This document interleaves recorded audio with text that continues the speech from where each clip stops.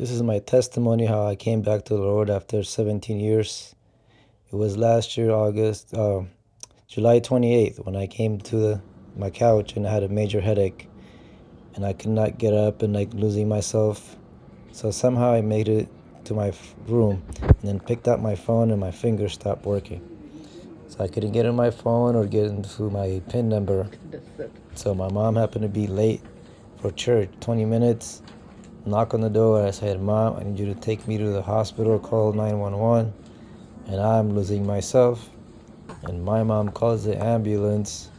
And I had to tell them to take me to Stanford Hospital since I work there now. And after that, all that happened is I walked, they put me in the gurney and I took me to the imaging room, the curtain falls over my face.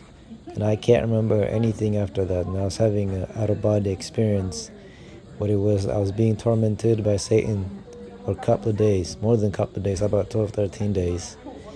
And it was screaming, yelling, people hating me. I see family hating me, all the people that come in giving me hate, shouting.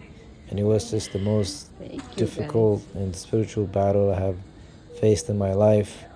And all that was happening, my family's count of the story is they keep doing tests, so they have to put me in the neuro to be the checkup. It was supposed to be 72 hours, and it ended up being actually 23 days where I have to be in the hospital for 3 weeks, about 2.5 weeks at Stanford and 1 week at Valley Medical for therapy. And as you see in here, I was on a Hoyler wheelchair, walker, and all that stuff, and then I walked. And through that happenings, but my vitals was getting worse and worse and worse, and my limbs was not working, and everything wasn't working. They had to feed me, take me to the bathroom, and bathe me. But through that, my mother was praying so much, and then she was asking why this is happening, why is the devil doing this to my child? And she said the Lord told her, he is my child too. I am the one who brought him here, and I will get him out of here. Stop saying Satan, he has no power over my work. But as she heard that, it was hard for her to take it, because the way I looked, and it was like the person who was supposed to die was getting pale, and I couldn't speak at all. And after that, I'm on a Hoyler, and I'm in a wheelchair, and I'm on a walker.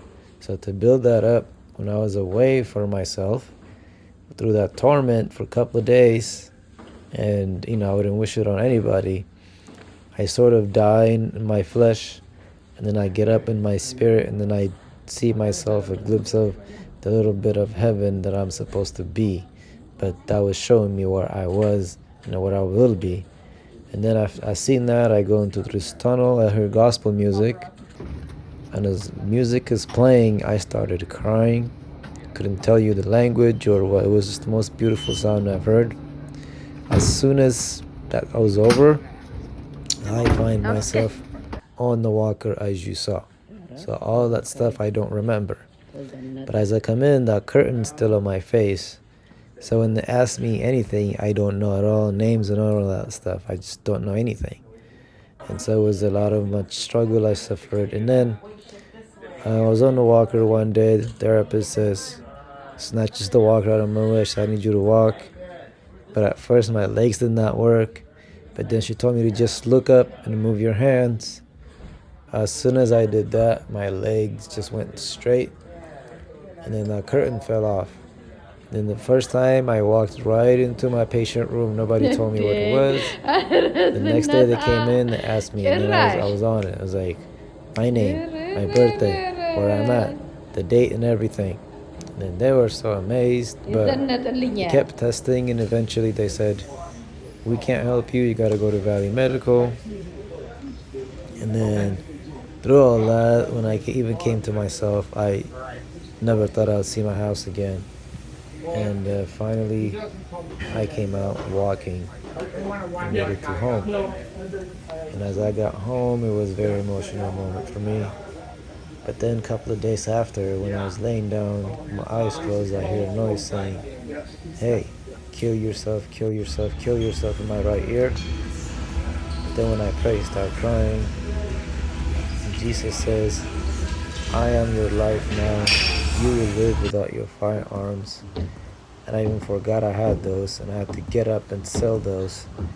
And thank God my life was spared and my soul was spared. And this is what happened to me.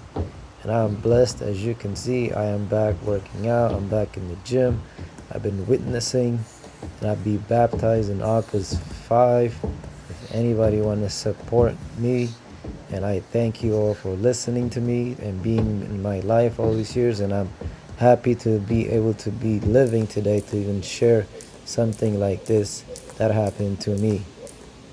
And the struggle I had coming before this, 5 years, my life was getting so much worse, where I thought I was going to end it any day. But when I thought it was over, God said it's just the beginning. And here I am, back in my happy place with the children. Here I am with Mom at church. And Jesus loves you all. Thank you for listening.